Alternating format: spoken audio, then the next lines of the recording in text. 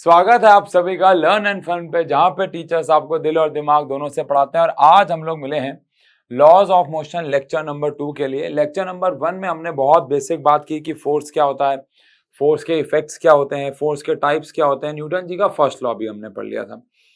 और I hope आप लोगों ने साइंस एंड फन पे जाके शॉर्ट देखा होगा, जहाँ पे हम लोगों ने ग्लास के साथ न्यूटन जी के फर्स्ट लॉ को समझाया है।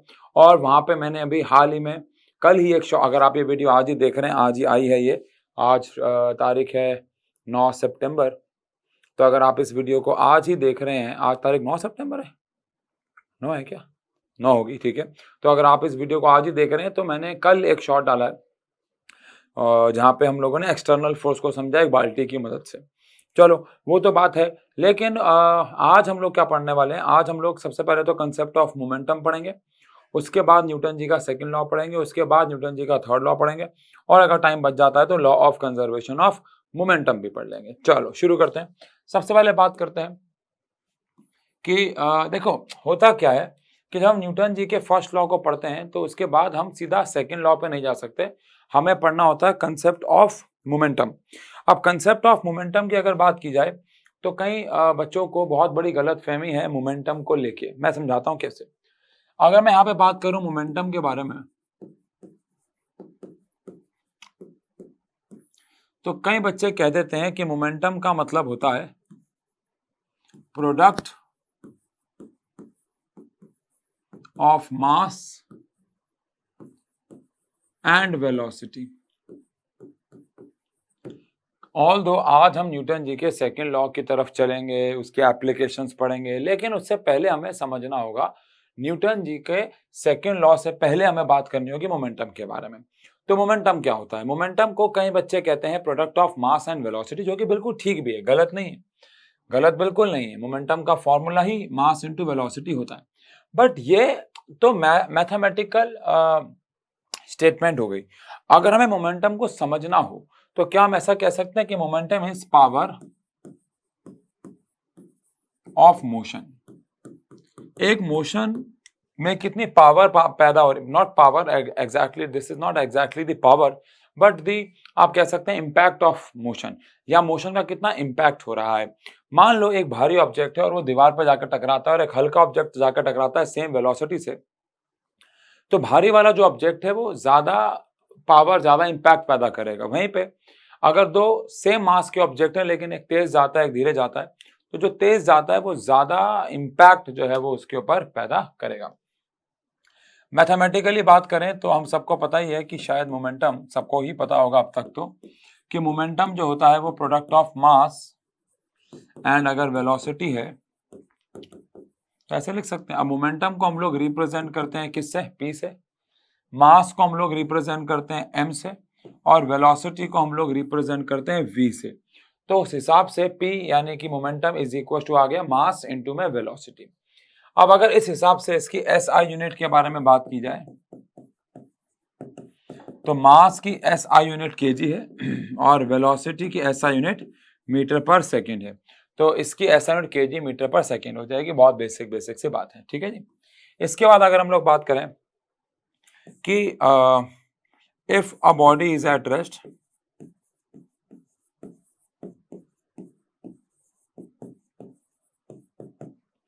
तो उसका जो मोमेंटम हो जाएगा वो जीरो हो जाएगा। क्यों?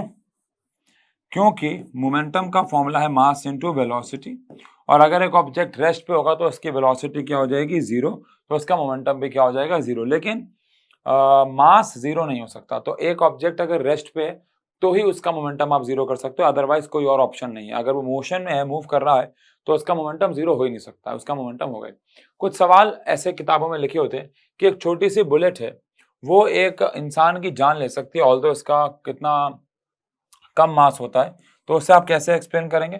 तो एक छोटी सी बुलेट का मास भले ही बहुत कम होता है, लेकिन उसकी वेलोसिटी जो होती है वो बहुत ज्यादा हाई होती है, जिसकी वजह से उसका मोमेंटम जो है वो काफी ज्यादा इंक्रीज हो जाता है, और एज अ रिजल्ट उसका मोमेंटम बढ़ने की वजह से वो बहुत ज्यादा इंपैक्ट पैदा करती है टकराते वक्त, और इंपैक्ट ऑफ कोलिजन बढ़ जाता है, जिसकी वजह से जान इंसान की जा सकती है। अब न्यूटन जी के सेकेंड लॉ की तरफ बढ़ने से पहले अगर मैं आपसे पूछूं तो क्या ये कहना सही होगा कि नहीं, नोट का पॉइंट, कि to change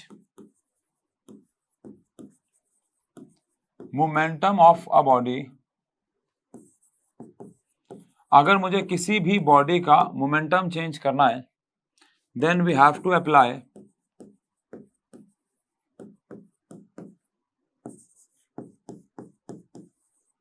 force on it.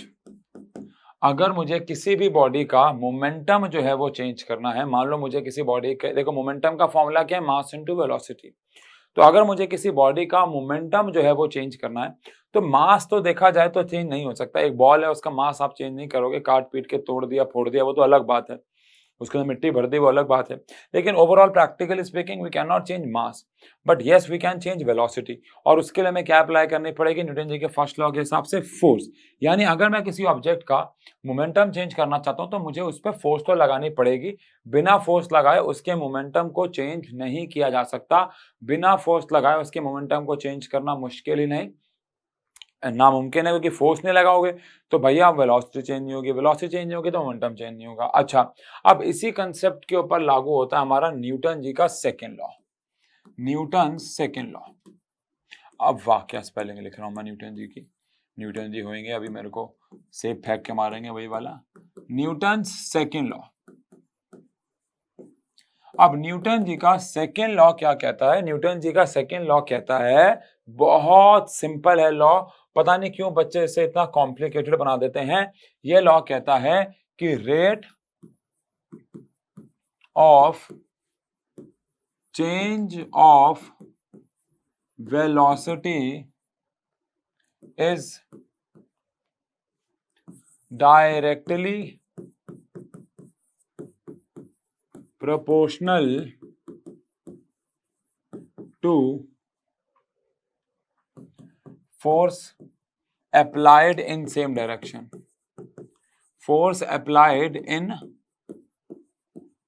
same direction। अब इसका क्या मतलब है, मान लो मैं किसी ऑब्जेक्ट पे फोर्स अप्लाई करता हूं, तो जितनी ज्यादा मैं उसके ऊपर फोर्स अप्लाई करूंगा उतना ज्यादा उसका जो मोमेंटम है वो चेंज होगा और जल्दी चेंज भी होगा। पहली बात तो यहां पे सिर्फ चेंज ऑफ, मैंने वेलोसिटी लिख दिया गलती से, चेंज, बात वैसे देखा जाए तो एक ही है, बट लॉ ने मोमेंटम बोला। मोमेंटम चेंज तभी होगा जब वेलोसिटी चेंज होगी, देखा जाए तो बात एक ही है, बट ठीक है, practically speaking rate of change of momentum is directly proportional to force applied in the same direction.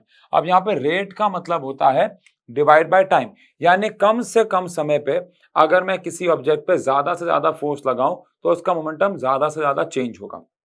और ये बात सही भी है, जितनी ज्यादा फोर्स लगाओगे वेलोसिटी उतनी ज्यादा चेंज होगी, और जितनी ज्यादा वेलोसिटी चेंज होगी मोमेंटम उतना ज्यादा और जल्दी भी चेंज होगा। तो क्या हम ऐसा कह सकते हैं कि फोर्स जितनी ज्यादा आप अप्लाई करोगे, चेंज इन मोमेंटम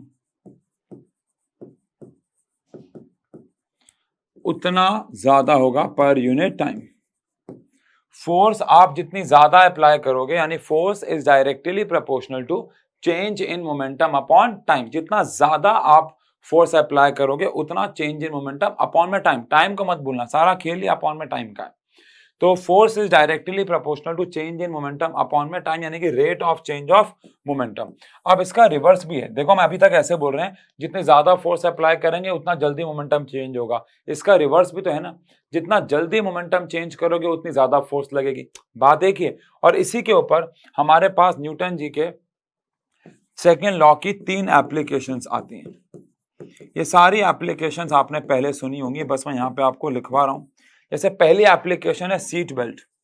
अब बच्चा कहता है कि सीट बेल्ट तो न्यूटन जी के फर्स्ट लॉ की एप्लीकेशन है, सीट बेल्ट तो हमें आगे आने से रोकती है, बट ये हमारी गलतफहमी, मतलब ठीक है वो बात तो सही है, वो गलत नहीं है कि सीट बेल्ट हमें आगे आने से रोकती नहीं है, लेकिन आप सबको शायद पता होगा सीट बेल्ट हमें एकदम से वहीं नहीं रोक देती है, वो धीरे धीरे 1-2 सेकंड, तो ज्यादा बोल रहा हूँ 1 सेकंड तक आपको आगे लाती है फिर आके रोकती है। आप अपनी गाड़ी में ना कभी बैठना नेक्स्ट टाइम, तो क्या करना, आप अपनी जो सीट बेल्ट है उसको एकदम से खींचना, तो शुरुआत बहुत तेज खींचना पड़ेगा, शुरुआत में वो 1-2 inch 3 inch 4 inch seat belt आगे आएगी, फिर वो रुकेगी, फिर वो ब्लॉक होगी।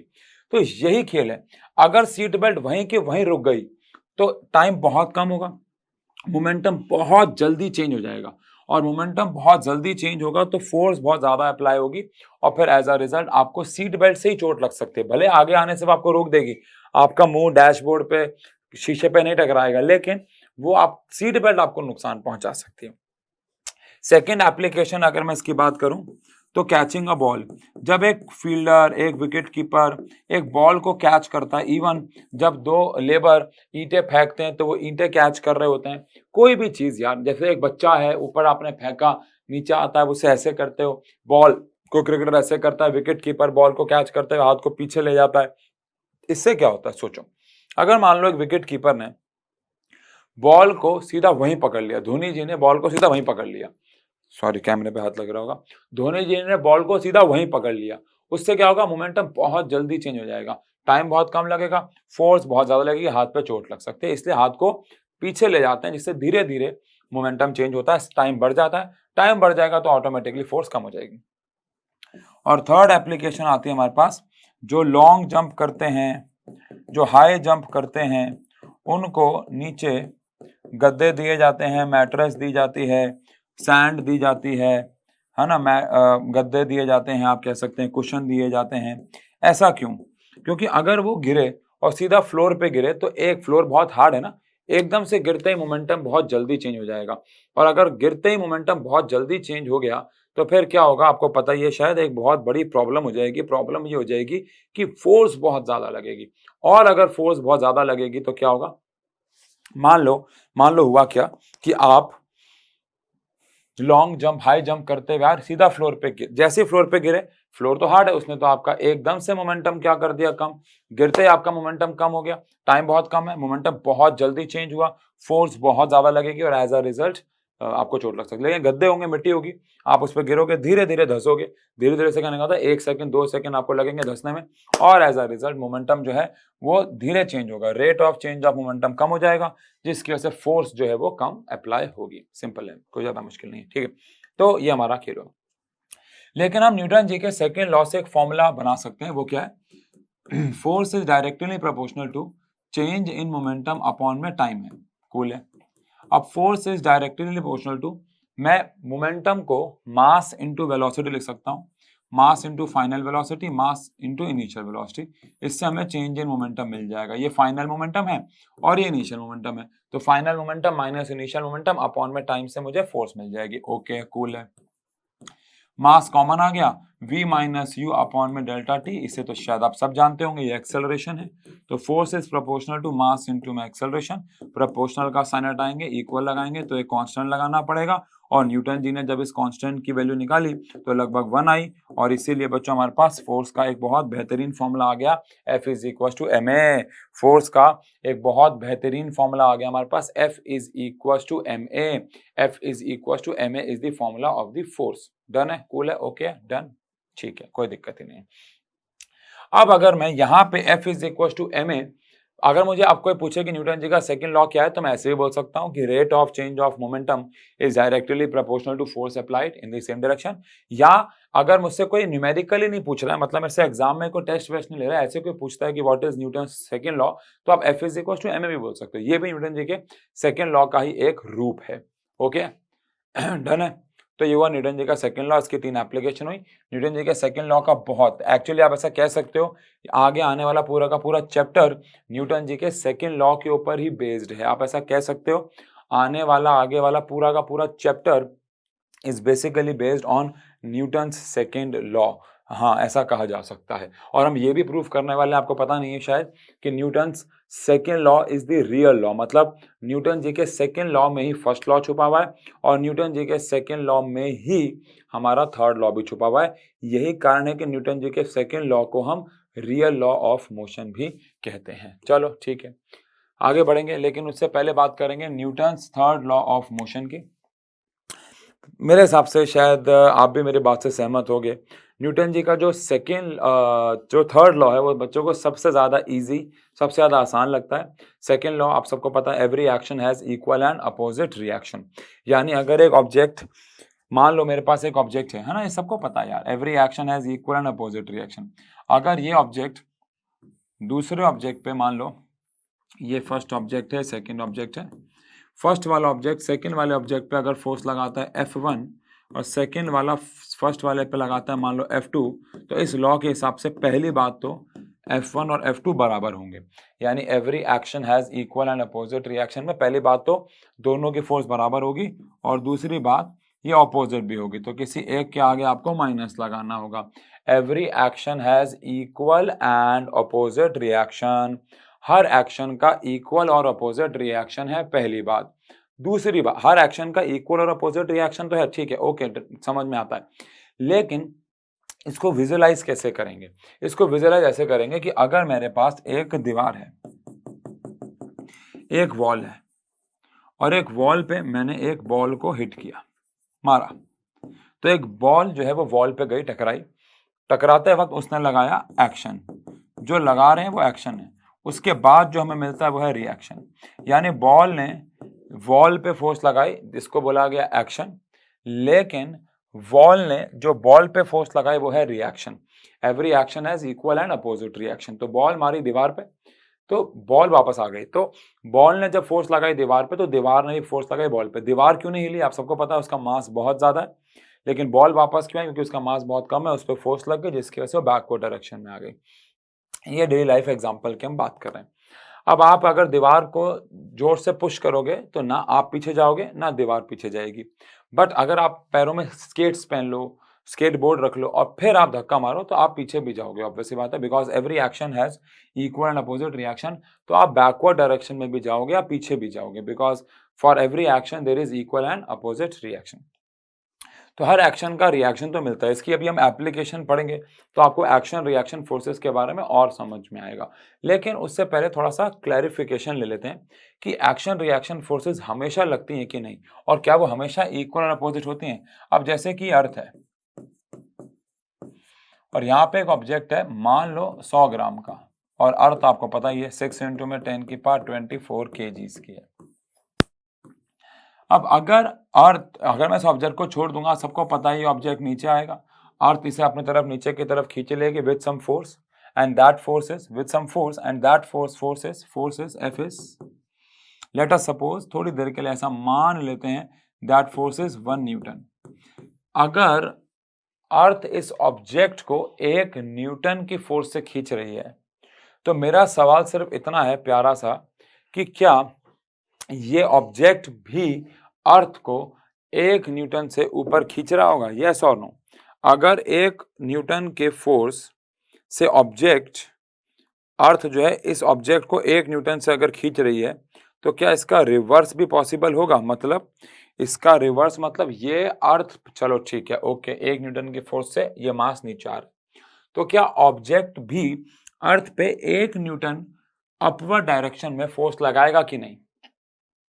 टाइम स्टैम्प है 18 मिनट कुछ 25 सेकेंड के आसपास। जल्दी से कमेंट सेक्शन पे आंसर दो और बताओ कि यार तुम लोग ना कमेंट सेक्शन पे आंसर नहीं दे रहे हो, मैं देखता हूँ ये गलत बात है। तुम पता नहीं लाइव चैट पे तो नहीं दे देते, लाइव चैट के आंसर नहीं पढ़ रहा हूँ मैंने आपको पहले बताया था। कमेंट सेक्शन पे कमेंट करते हो आप, थैंक यू, ओके, ये चैप्टर करा दो, वो चैप्टर करा दो, सर आप जैसा कोई नहीं पढ़ाता, सर दिल दे दिया, ये दे दिया, वो दे दिया, वो बहुत अच्छी बात है, ये सब तो करना ही है, ये तो जरूरी है ही, मतलब अच्छा लगता है। लेकिन यार मैं आपसे क्वेश्चन, मैं कमेंट सेक्शन पे आता हूँ आंसर देखने, आंसर ही नहीं होते वहां। ऐसे करोगे तो फिर यार देखो, अगेन न्यूटन जी का 3rd लॉ चल रहा है, every action has equal and opposite reaction, ये बात ध्यान रखना। आप अगर ऐसे कमेंट नहीं, देखो कमेंट करने से, मैं आपको लाइक करने के लिए बोला आज तक? मैंने तो नहीं बोला। मैंने चैनल सब्सक्राइब करने के लिए बोला आपको? मैंने नहीं बोला। मुझे लगता है वो तो आपकी नीड है, आपको लगे लाइक, चलो चलो छोड़ ही दो, वो तो आपकी नीड है, आपको सब्सक्राइब करना है तो आप करेंगे, आपकी ज़रूरत है तो करेंगे। बट मैं तो कमेंट, और कमेंट में भी मैंने ये नहीं बोला कि आप अच्छा कमेंट करो, बाकी टीचर्स के लिए बोला हो शायद कि यार अच्छा लगता है, बाकी टीचर्स को भी, मुझे भी लगता है, बट अपने आप को लाइक करवाना, सब्सक्राइब करवाना, वो कमेंट करवाना अपने लिए, वो मुझे अच्छा नहीं लगता। मुझे लगता है कि बच्चा खुद ही करेगा यार। आप किसी को बोलो कि मुझे अपनी शादी पे बुला ले, that is not my type, मैं तो ऐसे नहीं बोल सकता। अच्छा लगेगा तो आप खुद ही कर दोगे, मुझे लगता है। बट मैं यहाँ पे कौन से कमेंट्स की बात कर रहा हूँ? मैं यहाँ पे कमेंट्स की बात कर रहा हूँ कि मैं आपसे क्वेश्चन पूछ रहा हूँ, आप आंसर नहीं दोगे। जैसे एक बच्ची है रिया नाम की, एक बच्चा है शुभम नाम का, देखो और भी नाम है, मुझे ऐसे याद नहीं आ रहा, एक अजीब सा नाम है, ऐसे है KACAR11 ऐसे कुछ करके नाम है। ये बच्चे ऐसे हैं जिनके मैं कमेंट्स हर बार देख रहा हूँ, पढ़ रहा हूँ, ये बच्चे हमेशा कमेंट करते हैं और ये बच्चों के नाम मुझे याद हो गए। इनमें से एक आध की तो फोटो भी लगी हुई, इनमें से एक आध तो मुझे इंस्टाग्राम पे उसने DM किया और मेरे को फोटो से याद आ गया, अरे तो बच्चा वही है, मेरे तो उससे बात भी हुई। तो ऐसे बच्चों से फिर इंटरेक्शन होता है ना, लेकिन अब मुझे पता ही नहीं आप आंसर क्या दे रहे हो, आपके मन में थॉट्स क्या चल रहा है, तो फिर मजा नहीं आता है, आप समझ रहे हो। तो मैंने एक प्यारा सवाल पूछा है, सवाल ये है कि अगर अर्थ इस मास को 1 न्यूटन से खींच रही है, तो क्या ये मास भी अर्थ को 1 न्यूटन से खींचेगा? यस और नो, आपको ऐसे लिखना है, हाँ खींचेगा या नहीं खींचेगा। हाँ, तो आंसर है हाँ खींचेगा, बट अर्थ पे वो इफेक्ट कितना होगा? 1 न्यूटन की फोर्स का अर्थ पे इफेक्ट क्या होगा? अर्थ तो अपनी जगह से हिलने भी नहीं वाली है।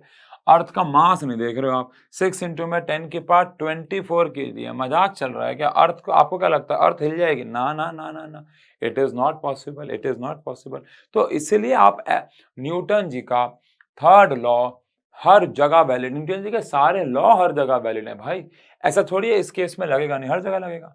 आप पानी पे खड़े हो जाओ, आप धरती पे खड़े हो जाओ, आप दीवार को मुक्का मारो, आप किसी इंसान को मुक्का मारो, आप पैरों में स्केट्स पहन रखे हो नहीं पहन रखे हो, हर जगह न्यूटन जी का थर्ड लॉ लगता है, every action has equal and opposite reaction. ठीक है, अब हम लोग बात करेंगे daily life applications, Newton ji के थर्ड लॉ की डेली लाइफ एप्लीकेशंस के बारे में बात करेंगे कि रोजमर्रा के जीवन में इसकी क्या क्या एप्लीकेशंस होती हैं। पहला है वॉकिंग ऑफ अ पर्सन, यानी एक इंसान का चलना। इंसान चलता न्यूटन जी के थर्ड लॉ पे कैसे है? Again every action has equal and opposite reaction. आपने कभी नोटिस किया ही होगा, हम जब चलते हैं, चलना सबको आता ही होगा, वेरी गुड, चलना सबको आता है, लेकिन हमें दौड़ना सीखना है। Oh my God, so deep line.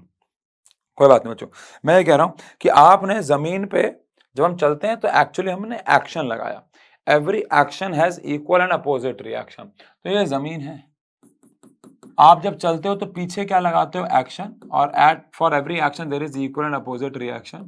तो अब धरती तो हिलेगी नहीं, उसका तो मास बहुत ज्यादा है, तो जब आप फोर्स लगाते हो तो धरती आपको आगे लेके जाती है। तो to every action there is equal and opposite reaction. ठीक है, इसके बाद रिकॉइलिंग ऑफ गन की बात करें, सबको पता है शायद, अगर आपने कभी हाथ से बंदूक चलाई है, आप सबने बंदूक तो चलाई होगी, आप सबने गुब्बारे तो फोड़े ही हैं दशहरे में जाके वो बंदूक से। ऑल्दो वो बंदूक उतनी ताकतवर नहीं होती है तो उतना झटका नहीं लगता, लेकिन असली वाली बंदूक तो शायद आप में से किसी ने भी ना चलाई हो सकता है किसी ने शादी पार्टी में चलाई हो, गलत बात है, नहीं चलानी चाहिए, लेकिन मान लो चलाई है तो आपको पता होगा झटका लगता है। वैसे आपने क्यों चलाई होगी बंदूक? नहीं, लेकिन आपने देखा होगा लोगों को चलाते हुए मूवीज में या असलियत में डिस्कवरी पे सोल्जर वोल्जर को असली की बंदूक जब चलाते हैं तो उनको एक झटका लगता है पीछे की तरफ। और वो झटका क्यों लगता है? Again every action has equal and opposite reaction. Nursery class के बच्चों को भी ये पता है भाई, गन बुलेट पे फोर्स लगाती है आगे, बुलेट गन पे फोर्स लगाती है पीछे, every action has equal and opposite reaction. Boat का चलना, अगेन बोट के चलने के यहाँ पे हम दो तरीके से बात कर रहे हैं। एक तो भैया बोट वाली होती है जिसमें चप्पू लगा होता है, एक सेल बोट होती है जिसमें पर्दा लगा होता है, और एक मोटर बोट होती है। तीनों का साइंस तो सेम ही है। मान लो चप्पू वाले की बात कर लो, तो चप्पू से हम क्या करते हैं, पानी को धक्का मारते हैं आगे, और पानी हमें धक्का मारेगा पीछे। अगर हमें पीछे जाना है तो, पर अगर हमें आगे जाना है तो हमें पानी को धक्का मारना पड़ेगा पीछे। पानी को धक्का मारेंगे पीछे, हम जाएंगे आगे। Every action has equal and opposite reaction. हम पानी ऐसे चप्पू बाहर निकालते हैं और ऐसे करके पानी को पीछे धक्का मारते हैं, ऐसे करके भी धक्का मारते हैं, पानी जाता है पीछे, हम जाते हैं आगे। बस मोटर बोट में क्या होता है, ये काम मोटर करते हैं, हमें नहीं करना होता। मोटर पानी को पकड़ती है और धक्का मारती है पीछे। एवरी एक्शन है, जैसे रॉकेट चलते हैं, रॉकेट की भी साइंस सेम है, रॉकेट धुएं को फेंकता है नीचे, धुआं रॉकेट को फेंकता है ऊपर। एवरी एक्शन है इक्वल एंड अपोजिट रिएक्शन। तो ये ऐसे इसके तो बहुत सारे एप्लीकेशन है रोजमर्रा के जीवन में, इतने हैं कि आप थक जाओगे। हाँ ना, हाँ ना, हाँ ना। चलो ऐसे अगर एक दो की और बात करें, जैसे एक क्वेश्चन आया था एक बच्चे के एग्जाम में, 1 नंबर का क्वेश्चन था कि एक्सप्लेन करो कि जो फायर फाइटर्स होते हैं उनको हॉस पाइप को बहुत फर्मली क्यों पकड़ना होता है। तो आंसर है, अगर वो हॉस पाइप को फर्मली नहीं पकड़ेंगे तो पानी का प्रेशर इतना ज़्यादा है कि जो पाइप है वो पानी पे फोर्स बहुत ज़्यादा लगाता है। तो every action has equal and opposite reaction. तो पानी भी पाइप पे फोर्स इक्वल और अपोजिट डायरेक्शन में लगाता है, जिसकी वजह से जो हॉस है, जो आगे मेटल का हिस्सा है, वो पीछे की तरफ आ सकता है। आपको चोट चोट इसका मीम मत बना देना, आपको चोट पहुंचा सकता है, और आपको वो चोट चोट बोलते हैं ना, चोट पहुंचाएगा, दर्द करेगा, दर्द चोट पहुंचाएगा, झटका मारेगा। एक शो आया था रोडीज, आप लोगों ने शायद देखा हो, उसमें क्या किया गया था, ये एक टास्क दिया गया था, बहुत शुरू के मैं शोज की बात कर रहा हूँ, तब रोडीज नया नया आया था, शायद रोडीज में बात कर रहा हूँ 3 और 4 की। तो वहां पे क्या हुआ, उनको एक टास्क दिया गया था, पूरी ताकत से उन्होंने वो फायर फाइटर्स का पाइप ऑन किया। अब बस करना क्या था, उनको ना नीचे एक स्लिपरी जगह पे खड़ा कर दिया था और वहां पे नीचे एक ऐसे येलो रंग की पट्टी बना दी थी, सबको वहां से स्टार्ट करना था और उस पाइप को पकड़ना था। अब जब वो पाइप को पकड़ रहा, पाइप ऑन हो रहा है ना, तो वो पीछे की तरफ फिसल रहे हैं, तो उनको इस तरीके से जो सबसे पीछे जाएगा वो हारता जाएगा, समझ रहे हो, एक लाइन बना दी गई थी। बेसिक बेसिक बात समझो, जब पानी पाइप से बहुत ज्यादा ताकत से आगे निकलेगा एक्शन, तो पानी पाइप पे फोर्स लगेगा पीछे, every action has equal and opposite reaction. Plane व्लेन का उड़ना, प्लेन मतलब कि मैं कौन से प्लेन की बात कर रहा हूँ, रॉकेट्स की, सॉरी हेलीकॉप्टर्स की। जो हमारे नॉर्मल प्लेन्स होते हैं वो बर्नौलीज थ्योरम पे उड़ते हैं, वो अभी हम बहुत दूर है, वो सेकंड किताब है। वैसे ऊपर ऊपर मोटा मोटा बात करें तो हेलीकॉप्टर और रॉकेट ये उड़ते हैं न्यूटन जी के थर्ड लॉ पे, every action has equal and opposite reaction होता है। चलिए, बात की बात है। अब आज का हमारा आखिरी काम, law of conservation of momentum की बात करेंगे। Law of conservation of momentum क्या कहता है? Law of conservation of momentum कहता है कि भाई मोमेंटम जो होता है वो कभी चेंज नहीं होता दो बॉडीज का, अगर वो आपस में टकराएंगे भी। मतलब इसका मतलब क्या है, आओ जरा समझें। ये हमारे पास एक ऑब्जेक्ट है जिसका मास है m1 और ये एक ऑब्जेक्ट है जिसका मास है m2।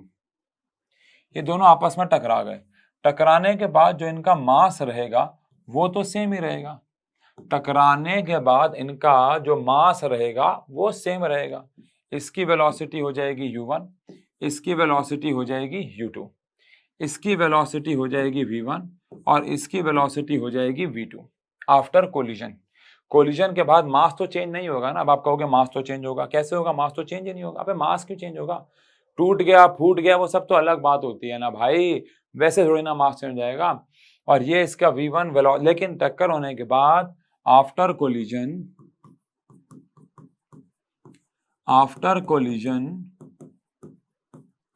इसकी वेलोसिटी जो है बदल सकती है। लेकिन law of conservation of momentum कहता है कि टोटल मोमेंटम जो बिफोर कोलिजन होता है वो हमेशा total momentum after the collision के बराबर रहता है। यानी मोमेंटम में कभी चेंज नहीं आता, किसी एक का बढ़ जाएगा दूसरे का कम हो जाएगा, किसी एक का कम हो जाएगा दूसरे का बढ़ जाएगा, लेकिन उनका टोटल मोमेंटम है वो सेम रहेगा। मतलब टोटल मोमेंटम बिफोर कोलिजन बराबर रहता है टोटल मोमेंटम आफ्टर कोलिजन के। टोटल मोमेंटम बिफोर कोलिजन यानी कोलिजन से पहले का जो मोमेंटम है वो हमेशा बराबर रहता है कोलिजन के बाद के मोमेंटम। इसको अच्छा ऐसे नहीं कि सिर्फ बोल रहे हैं, इसको हम प्रूफ भी करेंगे, आज ही कर देंगे। टोटल मोमेंटम बिफोर कोलिजन बराबर रहता है total momentum after the collision के। तो टोटल मोमेंटम बिफोर कोलिजन कितना हुआ, इसका मोमेंटम कितना था, आंसर है m1 u1 और इसका कितना था m2 u2। तो टोटल ये हो गया मोमेंटम बिफोर कोलिजन। अब आफ्टर की बात करें तो m1 v1 plus m2 v2, ये हो गया total momentum after the collision. तो ये एक हो गया टोटल मोमेंटम बिफोर कोलिजन और एक होगा total momentum after the collision, ये हमेशा सम रहेगा इसका इक्वल। तो यहाँ पे इसका मोमेंटम प्लस इसका मोमेंटम ये आ गया, यहाँ पे इसका और ये before collision after the collision के मोमेंटम के सेम रहेगा। यानी मोमेंटम चेंज नहीं होता है कोलिजन के दौरान, किसी एक का बढ़ सकता है दूसरे का कम, लेकिन मोमेंटम का जो सम है वो कांस्टेंट रहेगा। अब इसको हम लोग मैथमेटिकली क्या भी कर सकते हैं, प्रूव। आओ जी इसका प्रूफ देख लेते हैं, बहुत सिंपल है। अब जो पहली बात तो यहाँ पे न्यूटन जी के सेकंड और थर्ड लॉ की मदद से हम इसको प्रूफ करने वाले हैं, थोड़ा शॉर्ट में कर दूंगा आप समझ जाओगे, ठीक है ना। सुनने वाली बात, जो फर्स्ट वाला ऑब्जेक्ट फोर्स लगा रहा होगा वो क्या होगा, उसका चेंज इन मोमेंटम अपॉन में टाइम, सही कह रहा हूं। तो फर्स्ट वाले का मोमेंटम कितना चेंज हुआ, m1 v1 इसका फाइनल है और इनिशियल इसका m1 u1 है। तो final momentum minus initial momentum upon में क्या आ गया, टाइम। इसको आप मान लो फर्स्ट इक्वेशन। सिमिलरली जो सेकंड वाले ऑब्जेक्ट पे फोर्स लगेगी न्यूटन जी के सेकंड लॉ के हिसाब से, वो चेंज इन मोमेंटम अपॉन में टाइम लगेगी। चेंज इन मोमेंटम सेकंड वाले का m2 v2 minus m2 u2 होगी। इसका मोमेंटम चेंज कितना हुआ u2 अपॉन में कितना आ गया m2 v2 minus m2 u2। ये इसका फाइनल मोमेंटम है और ये इसका इनिशियल मोमेंटम है। अच्छा जी, डेल्टा टी मान लो, कोई दिक्कत नहीं। इसको मान लेते हैं कौन सी इक्वेशन, सेकंड। बस हो गया। अब तो ये हमने कौन से लॉ से किया, from second law, Newton ji के सेकंड लॉ से। अब यहां से हम लोग अगर बात करें from third law, Newton ji के थर्ड लॉ के हिसाब से every action has equal and opposite reaction. F1 और F2 आपस में इक्वल और क्या रहेंगे, अपोजिट रहेंगे। Every action has equal and opposite reaction.